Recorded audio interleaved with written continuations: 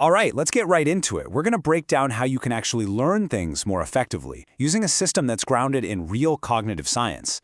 So this isn't about those vague study hacks you see online. This is a proven, evidence-based way to make knowledge actually stick. You know the feeling, right? We've all been there. You put in the hours, you got your highlighters out, you're rereading everything, and you feel like you're doing all the right things.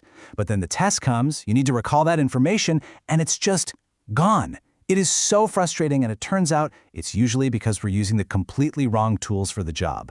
In this slide really shows the crucial difference. Over on the left, you've got those classic, kind of passive study habits, things like cramming and highlighting that, honestly, educational psychologists now know just aren't very effective. But on the right, these are the power tools. These are the high-utility, active strategies we're going to talk about. The whole goal is to shift from just being a passive sponge for information to an active participant in your own learning. So, first things first, let's build your foundation. Because success really does start way before you even crack open a textbook.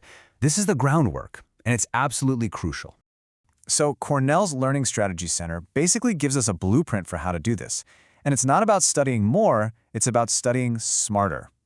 This means you got to plan for real breaks so you don't burn out. You have to get rid of distractions. Seriously, multitasking is a total myth. A really good tip is to switch subjects every hour or so to keep your brain from getting bored.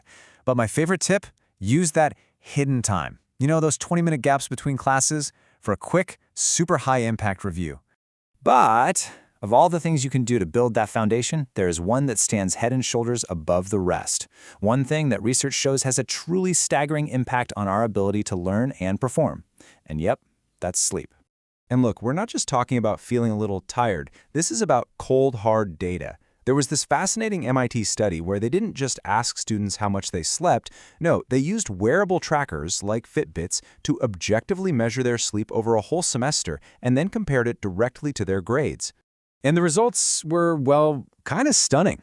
After crunching all the numbers, the researchers found that sleep accounted for nearly a quarter, 24.4% to be exact, of the difference in academic performance between students.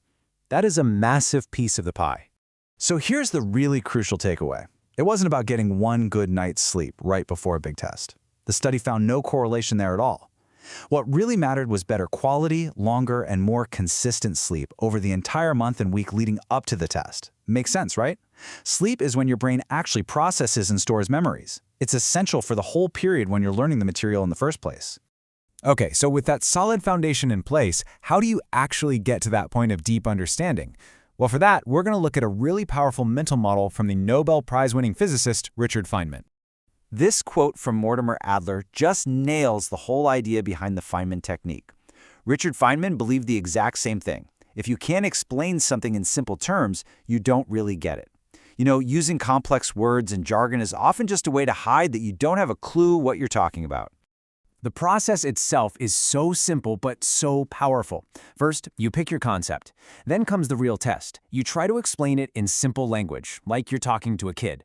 And that act of writing it out, it immediately shows you where the holes in your own thinking are. Then you go back to your notes or textbook to fill in those gaps. Finally, you clean up your explanation and try to teach it to someone. It's way more than a study method. It's a tool for getting to genuine, deep understanding. Okay, so you've achieved that deep understanding, but how do you make sure that knowledge actually, sticks around? Let's dive into our third section, which is all about locking that learning into your long-term memory. The absolute key to long-term memory is a technique called spaced repetition.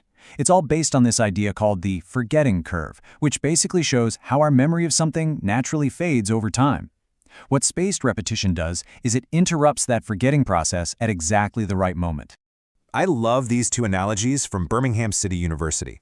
First, think of it like building a muscle. Every time you review the information, you're strengthening the pathway to that memory in your brain. Or, another way to think about it is you're creating a much better, more efficient card catalog for the library in your mind, which makes any piece of information way easier to find when you need it. So how do you actually put this into practice? Well, here's a super simple framework you can use, the 2-3-5-7 rule. You just work backwards from your test date. You'll do your final review the day before. Then you schedule the one before that 2 days earlier, and the one before that 3 days earlier, then 5, then 7. It's a fantastic, easy way to structure your study schedule and completely avoid that last-minute cram session. Now here's a really, really important point. What you do during those spaced repetition sessions matters a ton. The goal isn't to just passively reread your notes. The real goal is active recall, which is the mental work of pulling information out of your brain. This is the muscle-building part of the exercise. So how do you do this? Well, flashcards are a classic for a reason. They work. You can also try something called the blurting method. It sounds a little weird, but you just take a blank piece of paper and write down or blurt out everything you remember about a topic. It's a great way to see what you really know. And of course, practice tests and even the Feynman technique we just talked about, those are pure forms of active recall. So you've built your foundation, you deeply understand the material, and you've locked it all into your long-term memory. The final piece of the puzzle is performing when it actually counts. So let's talk about how to turn all that hard work into real results. Success on game day actually starts the night before. This isn't about cramming, it's about managing your logistics and your mindset. Get everything you need ready to go. Fuel your body with good food and water, and manage your arrival time. You want to walk in calm and focused, not all frazzled from some panicked conversation with a classmate right before the test starts. And that voice in your head, it's key. You got to replace anxious thoughts with positive self-talk. But what happens if, despite all that preparation, you hit a question and your mind just freezes? It's a super common fear, but thankfully there's a simple little procedure you can use to hit the reset button. The key here is to just pause and break that panic cycle. The first step is just stop. Don't spiral. Then use your body to calm your mind. Take a few deep breaths, stretch, do a grounding exercise like really pressing your feet into the floor. This little short circuit of the stress response can be just enough to get your brain back online so you can get back to the test. And really, this is the ultimate takeaway when it comes to performing under pressure. Your psychological state is every bit as important as your academic preparation. Managing your mind is a skill, and just like any other skill, you can learn it and you can practice it. So let's bring it all together. From building that solid foundation with sleep and a good environment, to getting deep understanding with the Feynman technique, to making knowledge stick with spaced repetition and active recall, and then finally, performing under pressure. This whole thing, it's not just a recipe for passing a test. It's a powerful, repeatable system for mastering pretty much anything. You can apply this entire framework to learning a new language, a musical instrument, how to code, anything. The principles are truly universal. So the only question left is, now that you have this evidence-based toolkit, what are you going to choose to master next?